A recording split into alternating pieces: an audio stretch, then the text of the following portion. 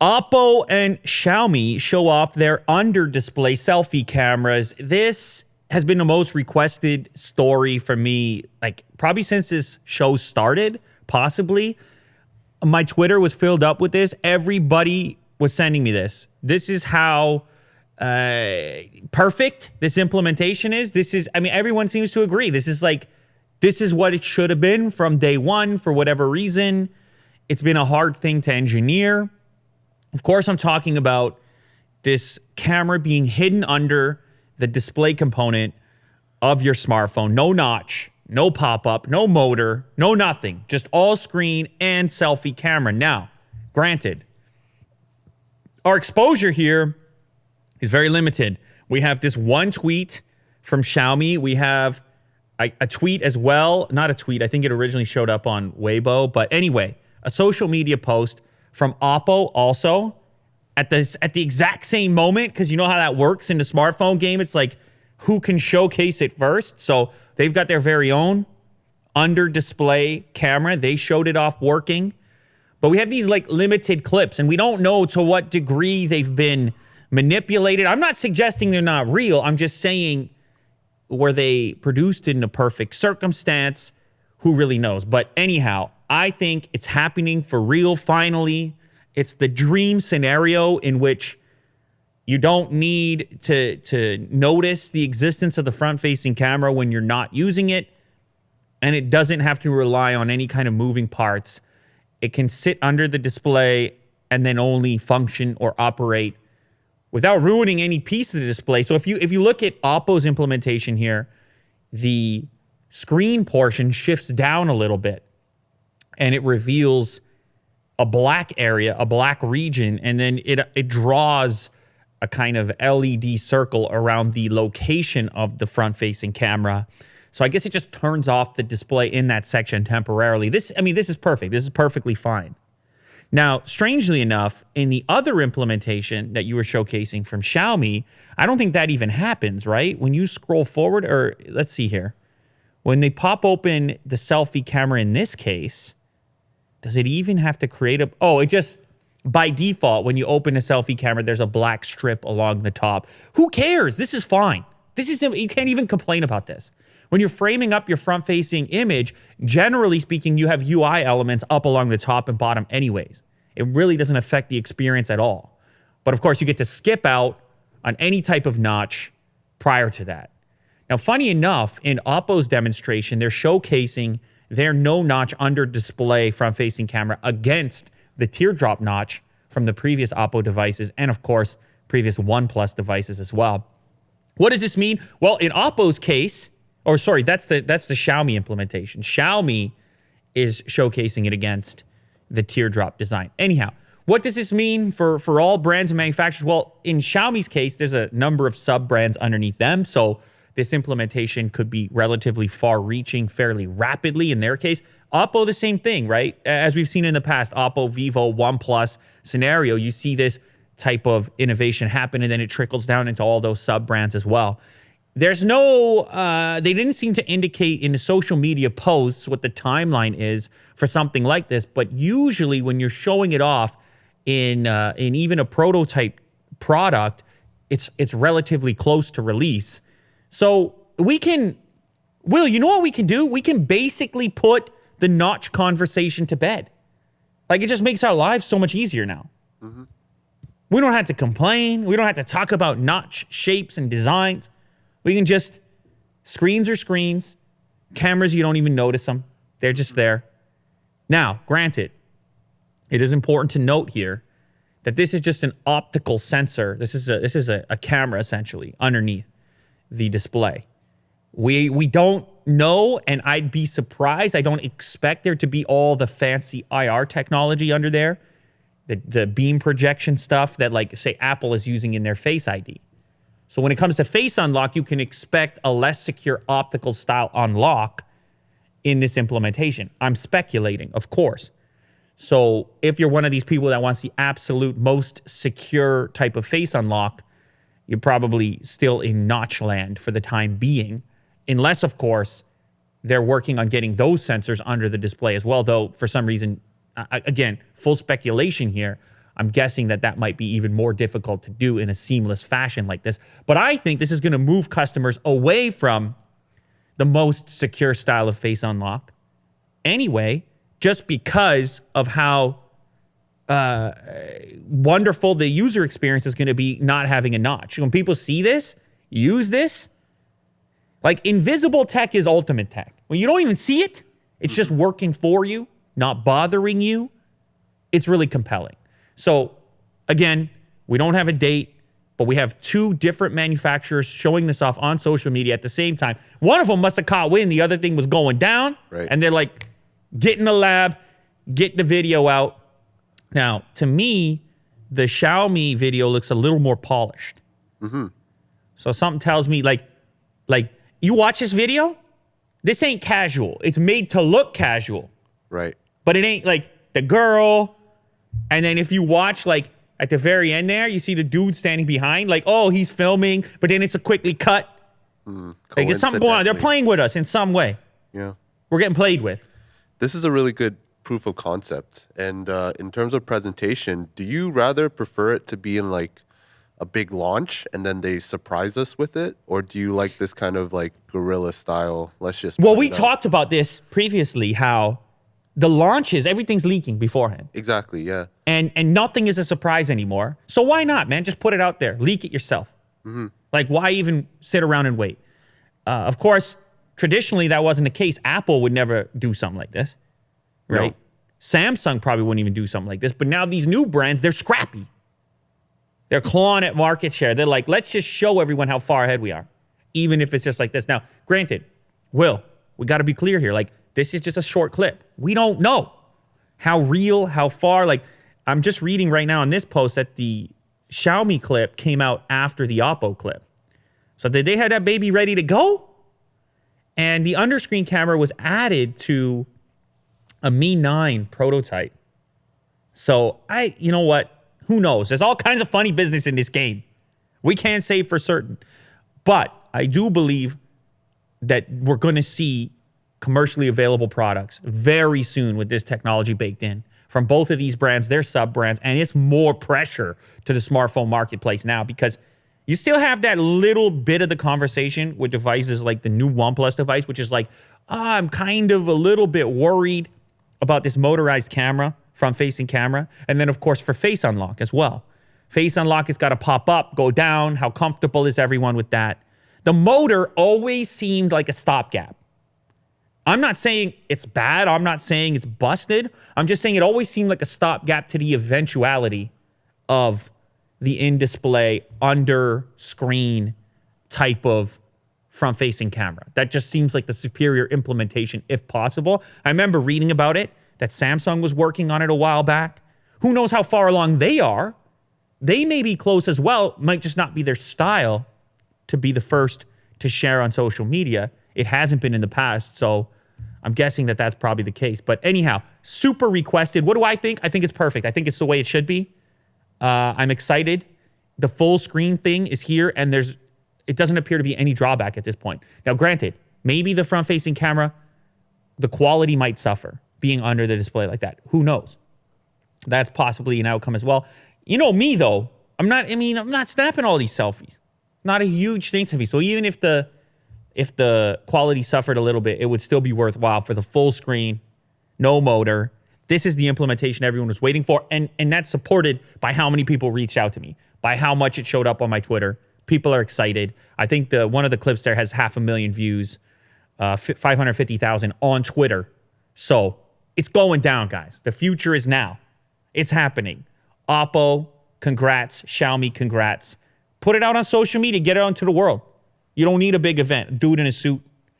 Hey, marching around stage. Bunch of screens behind him. PowerPoint presentation. Telling us how many phones are sold. Do we need all that? Or just like get to the goods and then send the device to unbox therapy? That's a better system. Yeah. This gets me excited. This is You're excited. This is great. Willie Doo's never excited, so that's a big deal for us. Okay. Next up, on the flip side of the game, that was all motivational, inspirational. Foxconn reportedly pauses Huawei phone production. So this is on the flip side. More bad news for Huawei. I got to do the little Huawei update because it seems like there's an update every single day at this point. Well, apparently the Taiwan company Foxconn, they were responsible, of course, for manufacturing many of Huawei's devices. And it looks like things are slowing down. The order apparently cut from Huawei's end. They're lowering the production amount of certain devices. And according to reports, Huawei has instructed Foxconn to reduce the number of devices it builds, hinting demand for its products is sharply decreasing. It appears the uncertainty is so high the Taiwanese manufacturer had to entirely stop the production lines for some phones, for some devices. This, again, speculation. Let's keep that in mind. But not good news anyhow. You have to believe that on some level, these stories are going to have an impact. This news is going to have an impact. These devices, expensive, represent big investments for people. If there's even that inkling of doubt, I told you, we talked about it before. It's like once you plant that seed, the damage is done. When you have the backing of something as big as the U.S. government administration, and then you start to see the other carriers piling on and removing their support or signing contracts with different telco providers or EE in the UK to remove the devices from sale. And you know now that the public has the question front of mind. The question for us was, is the question big enough to change customer behavior? And so news like this, you can understand it. You can understand why that might be the case. Now, again, could it be speculation? Could people be reaching too far? That's quite possible as well. The future is unclear for the conglomerate as the conflict between China and the U.S. is escalating and Beijing is threatening to retaliate. So even their own potential retaliation, also bad. You know, it's like there's no way to slice it in which you're going to feel more comfortable as a customer in any Western market picking up these devices for retail prices. You got to be a bit uncomfortable. And it's enough money. It's a lot of money.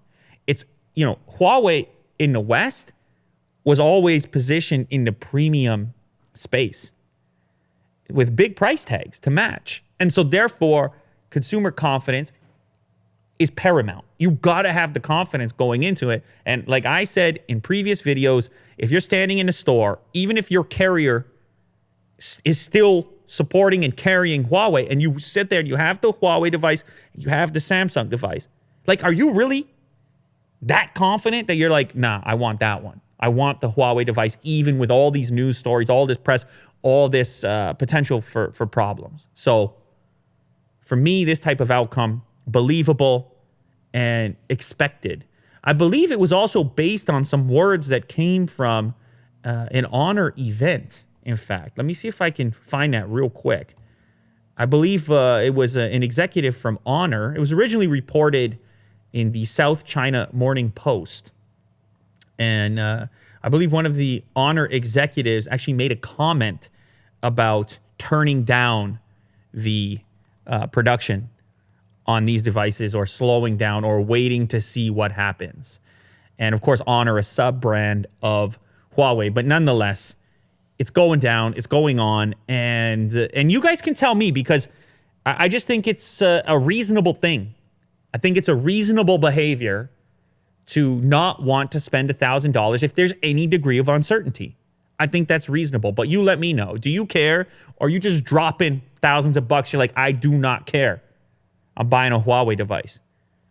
But if you're in the other camp, I want to hear from you as well, because I really think we can use help to get a better glimpse into consumer confidence through comment sections like this, where we're talking about this kind of thing, because it's hard to pin it down. It's hard to pin down the results of this type of exposure. And maybe it's already maybe it's already having its intended consequence.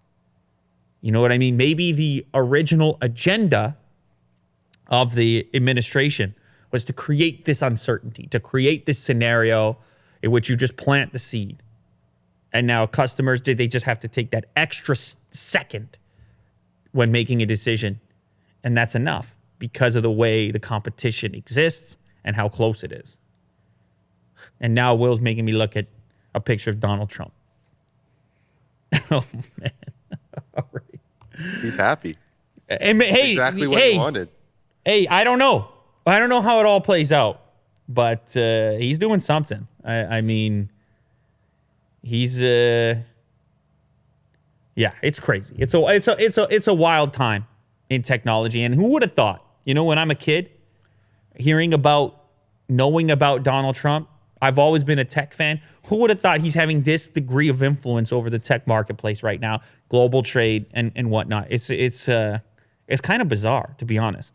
But anyhow, that's what's happening. He's got his fans, that's for sure. Next up, Samsung announces new 13-inch and 15-inch laptops. Now, The Verge, they're going kind of hard on them here. If you read that headline there, Will, read that headline for me. So similar that you don't even need. Not the sub-headline, just the main headline. Samsung announces new 13-inch and 15-inch MacBook Pros. Jeez. What is that? What do they call it on the internet? Is that savage? Is that what they do, Will? Yeah. Remind me what the youngsters say? It's Liddy. It's Liddy. Okay, that sounds even more youngster. And you hate yourself for even saying it right now. Yeah. You hate yourself. Yeah, So. it's terrible.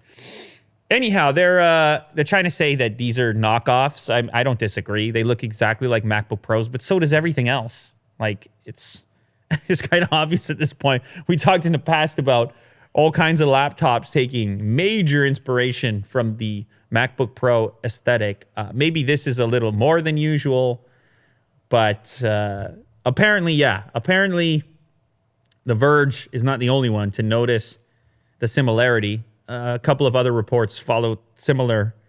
They wrote similar articles about Samsung's new MacBook Pros. They've got a 15-inch and 13-inch model. The 13-inch looking even more like the MacBook Pro because it doesn't have a dedicated number pad. It's got one blue key on it. So how's that for originality? Well, see the blue key on there? Now they've also got a black version. So if you want to stay away from the MacBook look, you could pick that one there up. But it's also got one of these, if you go for the 15-inch model, it's got this offset to the left trackpad. And I know a lot of people hate that. So keep that in mind. It's centered to the keyboard absent of the number pad. And it kind of creates a weird look. But, the laptops themselves, the spec list looks decent. I especially like the fact that the 13-inch model is around 2.8 pounds. I'm into portability, as you know. Starts around $1,000. There's a bigger, more advanced model that you can get the 15-inch in a Force mode. Samsung Notebook 7 Force for $1,500, and that's going to give you a GTX 1650 graphics card. So you can step up the horsepower if you want to, but that also brings the weight up to just over 4 pounds. So anyhow, people taking shots at Samsung for the design here, but they're not the first, to be honest. It's been going on. We can point to a number of models that take inspiration from the MacBook Pros. And what is that they say? Will they say imitation is some sort of flattery? Finest form, purest form, greatest form of flattery. Anyhow, so obviously people like MacBook Pros, the design of them. And if that's the case, inspiration is going to bleed all over the place. Steve, you're bringing up the Steve Jobs quote.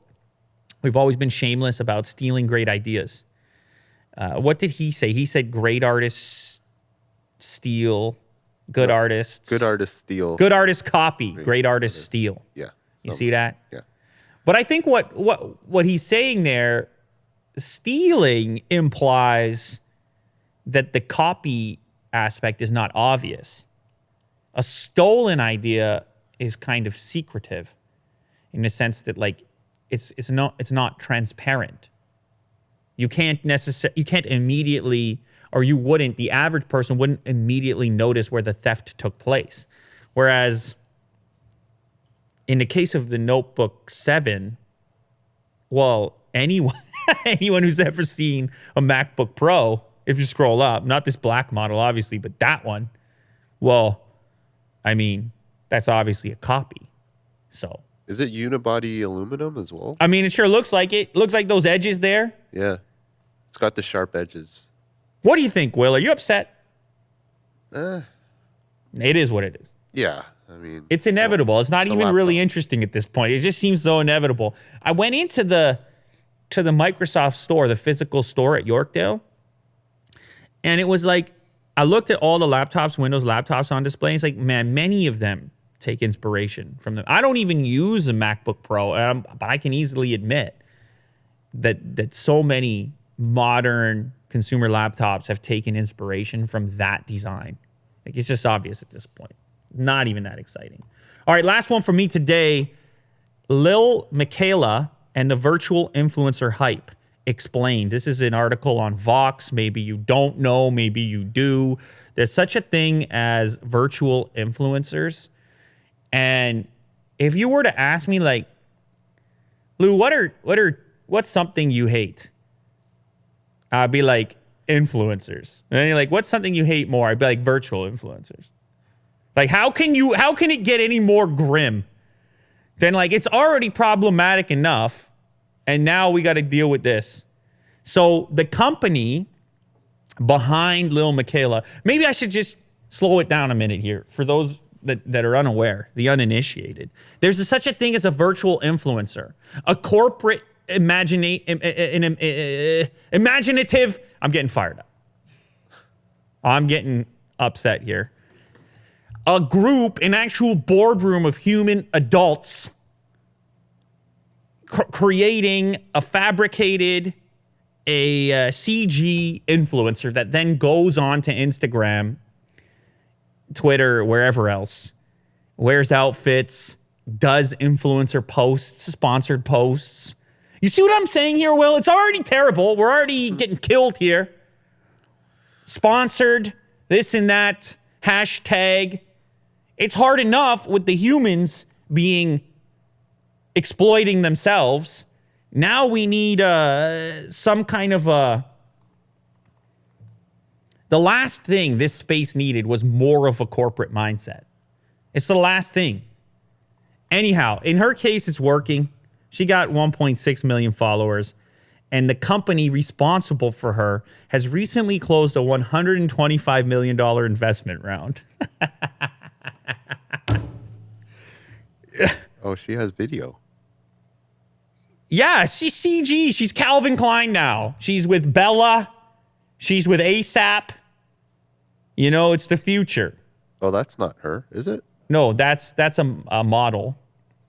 That looks so freaky. And the It's model like- is, I mean, well, I don't really want to explain what they're It's doing. uncanny valley. That's what it is. It's just so uncomfortable to watch. Okay. What? Not what's only is it, going on? it's not just that it's uncomfortable, Will, it's knowing on some deeper level that she is a manufactured, she's a conglomerate of some sort of corporate message, whatever it is. She doesn't have a point of view. Like, she responds to these articles in emails. Like, what is this? A team sitting in a boardroom deciding what this response would be. You see what I'm saying? Like, it's so creepy to read. I don't want a room full of dudes deciding what a CG, you know what I'm saying? Mm-hmm. It's, don't, Will, help me here. No, I hear you, man. Like, there's one in Japan. I recently found out her name is Hatsune Miku, and she's huge, and she's corporate as well. Like, she has dolls. It's like a whole merchandise. And so here's the thing. Okay, She has concerts. Yeah, you showed me this. I seen this. It's insane. Yeah. Look, somebody's got to be mad at me right now. Somebody's like, what about video games? What about fantasy? What about, there's somebody out there. I hear you, okay? I guess it's all connected in some sort of way. But I already feel like these algorithms are pushing us to exploit ourselves more, to make it harder for us to pick and choose our parameters that work for us, that are healthy for the human psyche. And now you throw this into there, this artificial influencer who presumably will influence. These things have millions of views. But now you get to fully embrace the algorithmic side, the sweet algorithmic lovemaking. You can make her do whatever you want while pretending that she has point of view, personal agency, utilizing the idea of an individual, subverting her the human component. It's unhealthy. I mean, maybe everybody watching it is so smart that they're in on the joke. But based on the $125 million investment round that the company recently closed, there's money on it. There's money at stake. Yes. Big money. And once the fashion brand, she's in a Calvin Klein commercial. She's at Coachella. She's at Coachella. When the money starts getting exchanged, guess what? Nobody cares about you, man. Once the checks are cashed, they don't care. She's going to tell you what they want her to tell you. She's going to be what they want her to be. And you're sitting there clapping your hands. Isn't it so cool? We're in the future. Well, we're in the future. Scary. Yeah, it's not good enough. This is the last thing that you want. I'm not saying it should be outlawed. I just hope people keep their heads on and realize, I want you to look at her and look at the boardroom. Look at her and see the dudes sitting at the boardroom table. Don't see it for anything else. Cut through the noise. See it for the intent. Everybody wants something from you. It already was that way on social media. Now, this is just some new incarnation. This is full algorithmic lovemaking. That's what this is. They can make her do anything. You know? Whatever's hot, whatever's trendy, whatever it is. And they love it. They have three. I know. The other ones aren't doing as well as her. It's in this article. They got a dude, like a guy. Blocko, Bermuda, yeah. Yeah. He wears pollution masks, of course. So, he wears pollution masks. I'm just saying, Will, like, I know people gonna... I know you're upset with me right now. Somebody is upset with me right now. And maybe I'm not fully articulating where I'm trying to go here. It's a hard topic. I'm just saying that this is already a confusing medium. Instagram specifically. Such a confusing medium in which an individual is meant to interpret what appear to be real life circumstances. What appear to be real human beings' lives and existences. And then that is, they're kind of like digesting that and applying it to their own lives in some way, which is the whole appeal of the platform. Like, you are taking cues from what's acceptable, what you should wear, how you should act, where you should be, where you should travel to. You're taking cues from these individuals. And these individuals on the influencer side are constantly under attack from the various forces that could commercialize and turn them into, I know this from experience, for the record. There are all these exterior forces that want to commodify, commercialize, make the thing work for some other cause. And then the end user, again, I can cross my fingers and hope that the end user is sophisticated enough to see through the noise and read it for what it is. But I don't feel like that happens all the time, particularly with young people. It's hard, man. You're supposed to navigate all that. You're supposed to see her and see the boardroom. That's hard. It's hard for anyone, let alone a young person, you know? So the fashion companies, they're throwing money. They got the $125 million. They're going to create more characters. It's going to be harder to figure out. Everyone thinks it's cool and fun and funny. And no one wants to, answer the hard questions. Let's just keep it going. We'll figure it out later. You know, if it was already... Imagine this, Will. It's already hard enough to meet the criteria for, like, the perfect existence, for how perfect you're supposed to be with the Photoshop, trim this, clone stamp that. Now you got to compete. Now your feed is even more perfect. Because, I mean, go back to Michaela. What's her problem? Huh? Where's her imperfection, Will? Oh, you can't find it. Oh, weird. Yeah, they're so weird. Yeah, her teeth are so weird. They're so weird that they're cute. I love that she owns it, Kirk. I love she just owns it. Yeah, manufactured, dude. Manufactured. I know I'm getting fired up. It's starting a trend. It's a weird zone. I get it. It's a fun experiment. I get that. And I do get at some level, too, that it's on the individual, the comprehension, internet, social media, reading comprehension. It's on the individual. So I'm just going to play my part and say, get your comprehension on. That's it. It's still on you. I'm not telling you how to act, behave. I'm not even saying that they shouldn't do this, but I am saying it does get confusing, and let's be honest about that. It's about to pop off. You know, Will, eventually every single model of every single outfit, why are you paying? We talked about this on a previous episode. Why are you paying an actual human? Right? Every look is going to be sold to us on the back of some impossible scenario. Look at how she got the mug because she's relatable. Number one dad on the mug because she's relatable. Because you just want to hang out with her. Impossible. Expectations. Reality. It's not matching up for people. Why do you think people are upset? Expectations, reality, not matching up. What are you doing, Will? You want to defend this? No, this is scary stuff. You don't want to defend it. The fact that she looks almost like a human but doesn't look like one. The uncanny valley is what really gets me. Yeah. It's just so weird. Yeah. I apologize, everyone. I'm just going to apologize right now. You know, I shouldn't have got so flustered there. You know, but the thing is, certain things, I see them and, you know, I can't help it.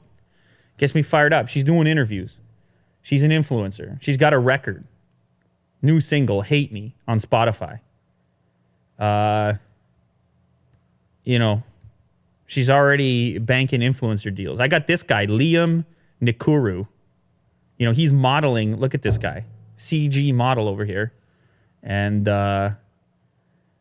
fell asleep reading, LOL. Anyone else get sleepy when it's warm out? Summer is finally here. You know, how dreamy is this guy? You see? Kirk, you want to compete with this guy, Kirk? Huh? Yeah, well, you trust me, you don't want to compete with him. Okay? Do you think that this is the conclusion of like sort of the end of the road for all the Photoshop that's been going on all these weeks? Yeah, this is where it leads, right? You start by manipulating the human first, and then why even bother with the human? Like, the human is nasty. Why even bother with that? Keep scrolling, Will. You'll see the guy. Why even bother, Kirk, with a singular individual point of view? Because like I'm trying to explain to people, having been in the influencer marketplace myself, I don't even know, is this guy a real human or CG? Having been in the influencer marketplace, it's so hard to protect your point of view. It's so hard to protect any kind of personal agency. You can't tell. It becomes hard to navigate. So they're like, why even bother navigating, trying to get these people to say or do what we want them to say or do? We'll just manufacture the whole thing. Manufacture the whole thing, top to bottom. Manufacture this reality, top to bottom. Is it going to make people feel better? Are people going to be happy? I don't know. People going to be satisfied? Is that what happens? What happens if my feed is full of Liam Nikuru, like every day? What am I doing well in life? Like, I don't know. You know? Right now, everyone's like, this guy, what is he? He's an angry old man. That's what you're going to try to say about me right now. But I'm just saying, you know, I've been in the space. It comes from a place of personal experience where I realized that it's hard to set your own standards, to stick to them. One of the few things that holds you in check is your own sense of accountability. That, like, you can't just say anything, put anything out there, because people are going to hold you accountable for it. Well, this dude doesn't have that. He is the corporate masterpiece. This is the corporate masterpiece. This is the eventual ultimate corporate masterpiece. The virtual influencer. If you thought influencers were bad, this is the next phase. Now, granted, I don't think they're actually going to be that successful because they already are to a degree. I think they're going to be modeling clothes for sure. I think they're going to be selling things like that. But like, I think we're safe here. Like, I think the virtual version of me, good luck, bud. Come on, bring it on. Let's go. Flesh and blood, Willie do. Bring it on. He'll be here next week. 10 times better, hotter, cuter. He'll just be sitting in this chair, and he's going to be sitting in his chair like this, very cute, like this. And he's going to be like, fell asleep while reading, LOL. Number one dad mug. Number one dad mug. Sorry, I apologize. I apologize, guys. I know I got too fired up on that. I apologize for putting you through that. It's hard. It's hard, guys. I think about this stuff, you know? I think about this stuff all the time because it's a tough world to navigate right now, you know? It's complicated, it's confusing, it's a tough world to navigate. And you got all these different things playing on you, coming after you. They're coming for you. Just like, you know, be as aware as possible. Be out there, be in the game, be engaged. Assume that's the case. Assume they want something from you. Look for the boardroom in everything. You know? Don't take it at first appearance. Don't take it at first glance. Look for the boardroom. It's always there. It's somewhere beneath it. Hunt for it. See what they want from you. Are you being manipulated? That's your only defense strategy. See what they're doing to you. Because everybody's doing something. Suggested algorithms. They're trying to play you. It only works if you let it. Anyway, Will, that's where I'm going to end it. I don't know. Do we have any questions? Let's take a couple questions. Sure. The place you never visited. Hey, Will. Hey, Lou. Which place do you want to visit? And things you want to check off your bucket list. I've never been to Japan, actually. I would like to visit Japan. Of course, grew up sort of looking at Japan from a distance, being into tech and gadgets, kind of one of the important origin spaces for that. Sony Trinitron, got the Walkman, Nintendo. There's like a whole connectivity there from a nostalgic perspective. And then just looking from a distance at the sort of technological metropolis, Akihabara district, never went. It's also amazing how there's like almost no crime there. Like people just coexist somehow, even in tight quarters. I'm sure plenty of slimy elements. It's everywhere you go. Of course, Will, you did a Japan trip and you loved it, right? Yeah, it was amazing. And the food? Oh, amazing. And the Great. food's amazing. And there's actually a lot of geography in Japan. If you travel around the country, small country, but you can go through some very different environments. Yeah, a lot of them are traditional. Some are like super modern, you know, so you get like a mix of both in like prefectures that are like right beside each other. You know? Right. So it's great. But also you can kind of, like there is some wilderness and stuff as well, right? Like you can, like there's mountains. Mount Fuji. Mount Fuji is there. Yeah.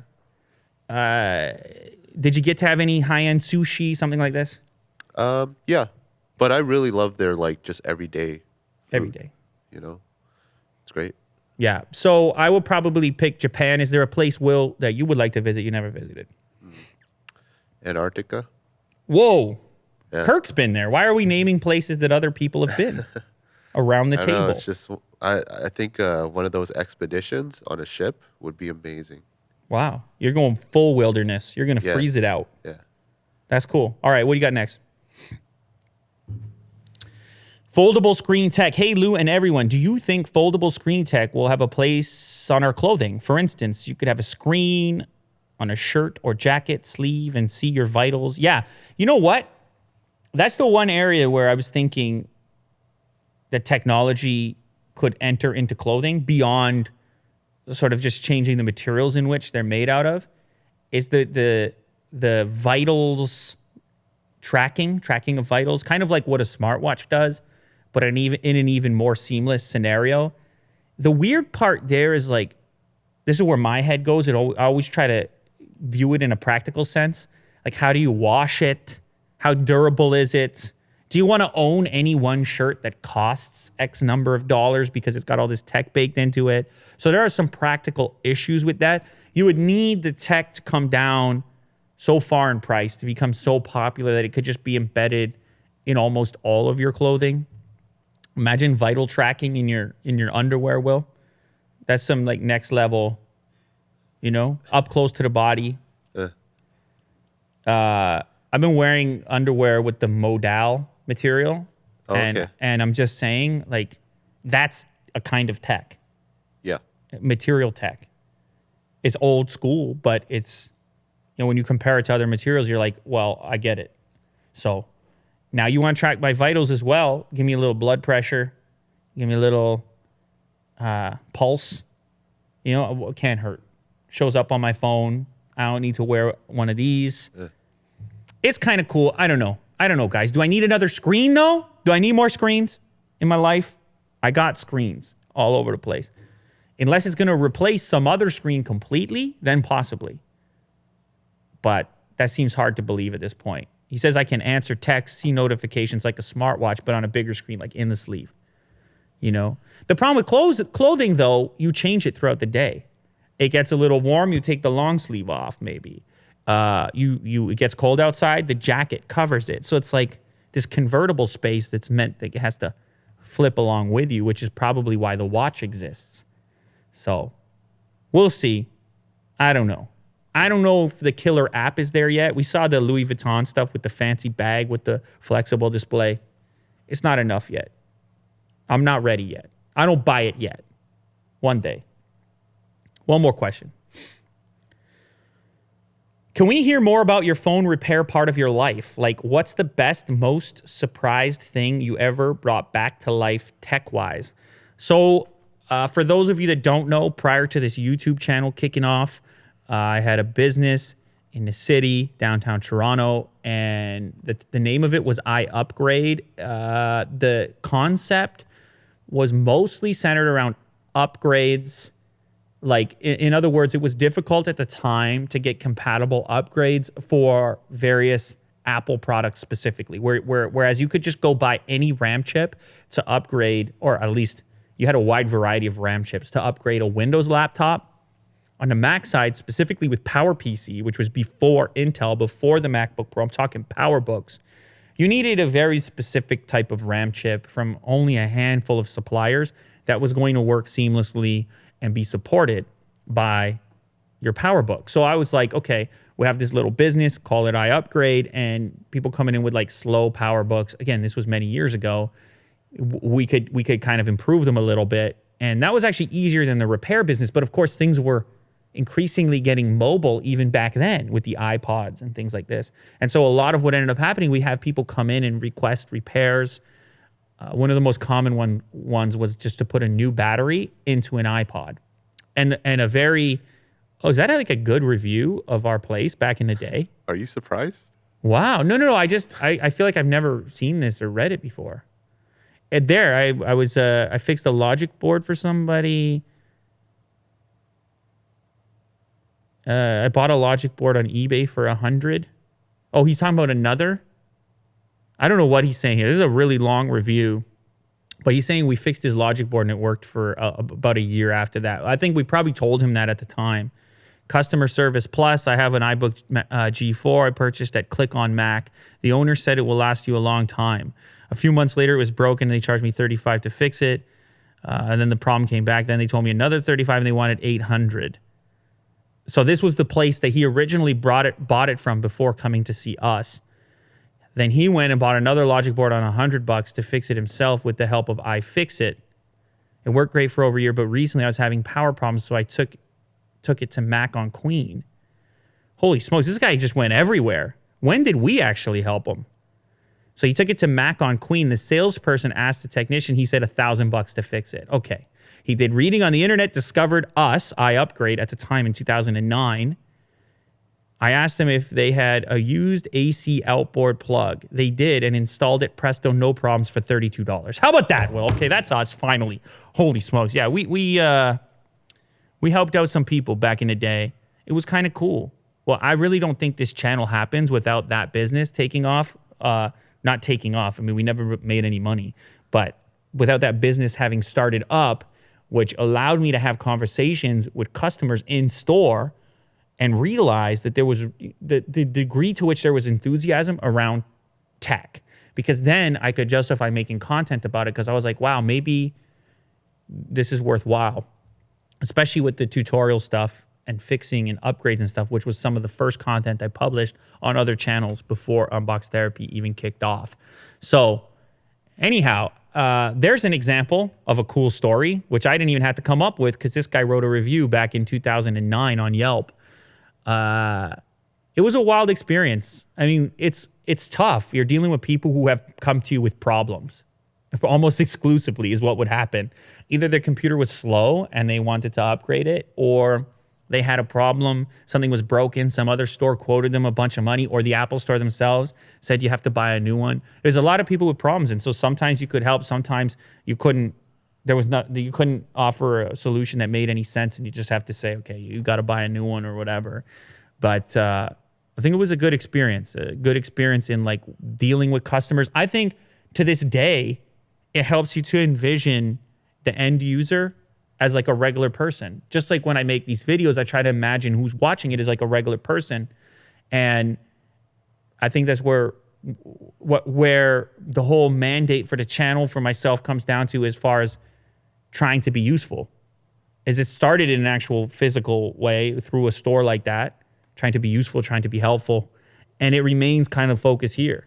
Of course, along the way, it fluctuates. It goes up and down. You may forget the mandate. It's hard at times. But like, I think when this channel or the channel upstairs, Unbox Therapy, I think when it's working its best is when we're trying to be useful, when we're trying to insert some utility, we're trying to be helpful. I mean, we're going to have some laughs along the way, but I really think that's the goal. At least that's what we're aiming at. So anyhow, there you have it. We've been up, we've been down. What a time to be alive, Willie Do.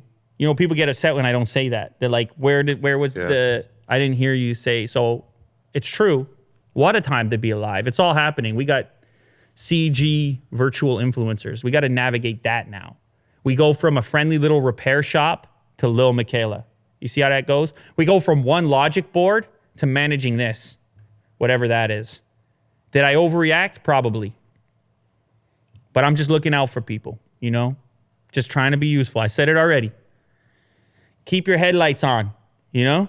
It's dark out there. High beams if you have to.